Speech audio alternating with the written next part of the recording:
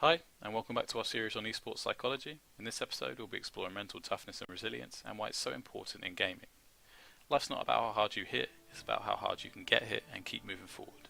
So most of you probably recognise this quote from the film Rocky, and whilst gamers aren't exactly punching other people's heads, they are locked into their own intense fights. Now, whilst the film these words spawn from is fiction, the concept they referred to is very much fact. What Rocky is actually talking about here is, of course, resilience, a core trait that is essential for anyone wanting to outperform their competition. In this video, I'm going to delve a little deeper into the complex psychological theory and research behind human resilience in relation to performance, whilst trying to provide you with a guide on how you can boost your own. So first, we've obviously got to define resilience. Broadly speaking, the concept actually refers to how you respond when faced with adversity and a seemingly impossible task. In general, the term can be broken down into two types of resilience, known as robust and rebound resilience. So what robust resilience means is a person's ability to withstand high levels of pressure and still perform well. So for example, let's say you're playing Siege and it's 1v5 and somehow you still manage to ace the round. It might actually help to think of robust resilience more like the protective pads and helmet an American football player wears. So whilst in the pads the player knows he's protected and can throw himself into dangerous tackles, but once the protective barrier is taken away, the stressors, which are other padded up American football players, can overwhelm the athlete. It is this resilience and the ability to keep plowing forward in the pads whilst players try and take you down from every angle that is so essential for anyone really wanting to be the best. So the second type of resilience I mentioned is known as rebound resilience, and this is what Rocky captures so well in the quote above. This type of resilience actually refers to an individual's ability to overcome setbacks and come back from failure or adverse events. So to make things easier, just think of rebound resilience like a muscle. If you make it carry too much weight or overstretch it, then it's going to tear and be sore. But once it's recovered, it's bigger, stronger, and able to withstand more, just like the mindset of those that overcome tough setbacks in pursuit of their goals. It's the combination of these two subcomponents of resilience that help build a solid foundation for sustained success, and it can be a potent weapon to have in your inventory going into any match. So why is it so essential? Well, research has shown over and over again that those who perceive setbacks as impenetrable barriers are less likely to succeed than those who see them as obstacles to be overcome. In other words, if you interpret setbacks as a bump in the road rather than a huge wall, then you're probably not going to give up as easily. And those that do give up never go on to be the best anyway. This has even been shown in Olympian athletes who, when assessed on their psychological resilience, all showed strong levels of motivation, focus and confidence which were in some way to influence in how they interpreted setbacks and stresses, seeing them as challenges rather than insurmountable problems, which ultimately led to a better overall performance in their games. What this means then is that being resilient under pressure can actually be improved by training which focuses on how you interpret setbacks and works towards changing your perceptions if needed. So what else can help improve resilience? Well, it turns out that if you want to reach peak performance, then the environment surrounding you needs to be both challenging and supportive. So what this means is that as the pressure is increased, so is the support built around you to help you deal with that pressure, something that any organisation looking for peak performance must acknowledge. It is worth remembering, though, that regardless of how mentally tough you are, everyone does have a breaking point, and having a supportive environment can help make sure you never reach this point. And if you do, people will be there to help you get back up again. As well as support, if the environment does not provide any challenge, then you are unlikely to progress.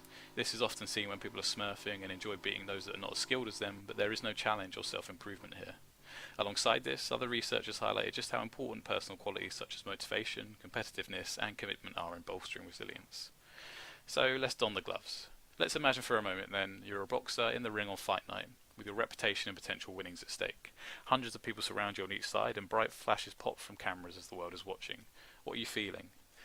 Do you feel the weight of expectation on your shoulders? Do you care that the bookies have your opponent pegged to win and think that you're just an amateur? And do you start to believe them and think you're not good enough? Or are you just waiting for the chance to prove these people wrong, relishing the opportunity to show the world they shouldn't underestimate you?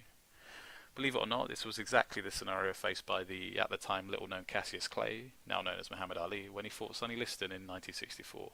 Ali, of course, then went on to become arguably one of the greatest boxers to have ever graced the canvas, an accolade that requires the ability to both deal with pressure and come back from failure time and time again until you are the best.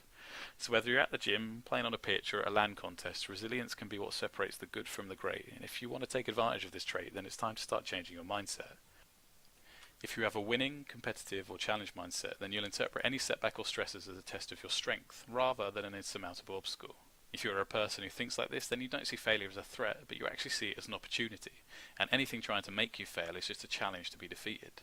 Just remember, Rome wasn't built in a day, and to be successful it does take failure after failure, as long as you learn from it before you can be the best.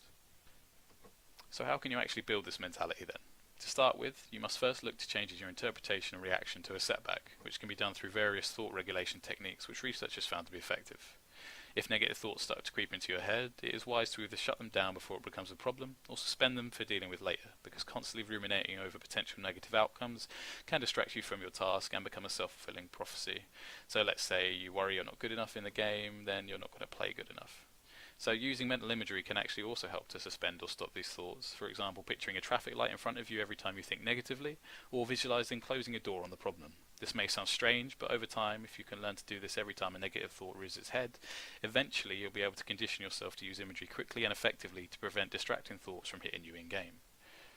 Imagery doesn't always work for everyone though, and it might be better for you to physically deal with these thoughts via noting down any worries or negative interpretations on paper and then tearing or shredding them afterwards. If you have a coach or a close teammate, it might also help to vocalize some of your worries to someone you can trust, as they might be able to help you rationalize your thoughts and tell you you're being ridiculous, or help emphasize your strength and how you've dealt with tough situations like this before. Over time and with practice, you may notice that when issues arise, they are no longer immediately perceived as threats, but are suspended, dealt with, and then thought of as challenges which actually push you to improve. I won't lie, these techniques do take time and training to learn, just like any other in-game skill, but once learned it can be one of the most effective techniques you possess, which the opposition doesn't.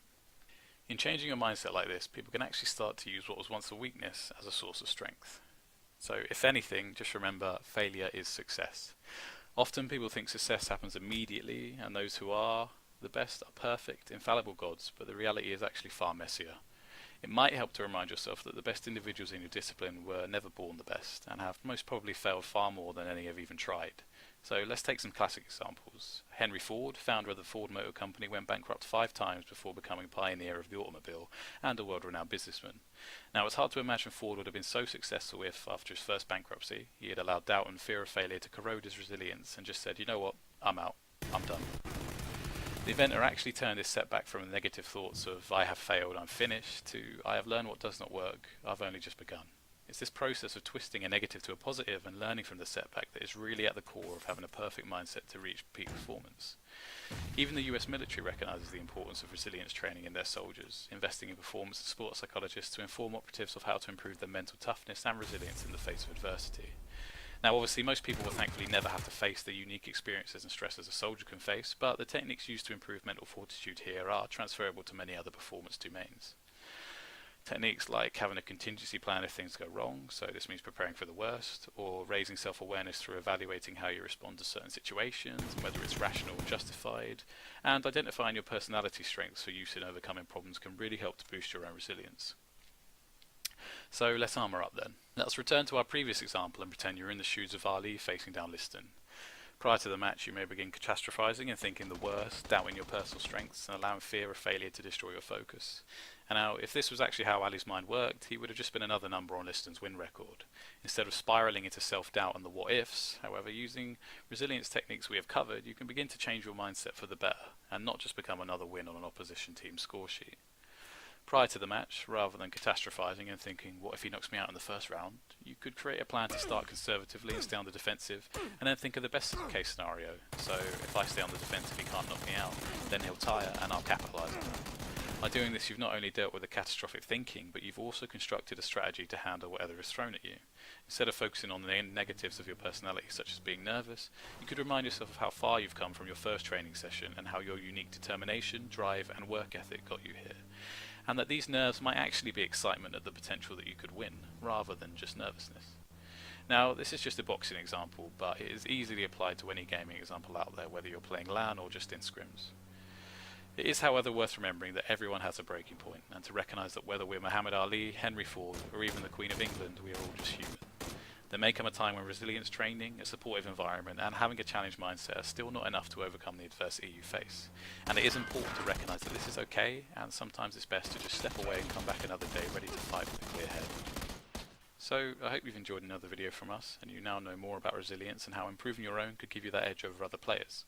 Feel free to follow us on Twitter or drop us a message at the email below. You can also find us at www.levelupperformanceuk.wordpress.com, where you'll find more information and other articles on esports psychology.